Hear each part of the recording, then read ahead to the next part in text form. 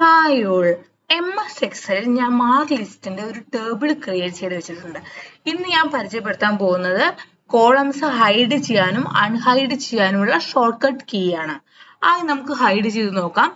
Science എന്നുള്ള എഴുതിയിട്ടുള്ള കോളാണ് hide ചെയ്യേണ്ടത്. അപ്പൊ ഞാൻ ടോട്ടൽ ആ കോളം സെലക്ട് ചെയ്തു. അതിനുശേഷം Ctrl+0 കൊടുത്തു. കോളം ഹൈഡായി. ഇനി നമുക്കിത് അൺഹൈഡ് ചെയ്യണം. അതിന് വേണ്ടി ഓൾട്ട് അമർത്തി പിടിച്ച് OCU ആണ് കൊടുക്കേണ്ടത്. ഓൾട്ട് അമർത്തി പിടിക്കുക.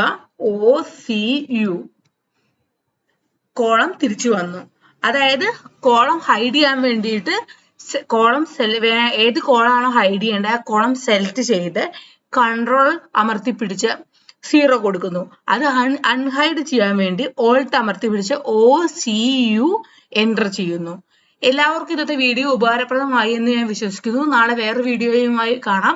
എൻ്റെ വീഡിയോ ഇഷ്ടപ്പെടുകയാണെങ്കിൽ ലൈക്ക് ചെയ്യാനും ഷെയർ ചെയ്യാനും സബ്സ്ക്രൈബ് ചെയ്യാനും മറക്കരുത്. Thank you.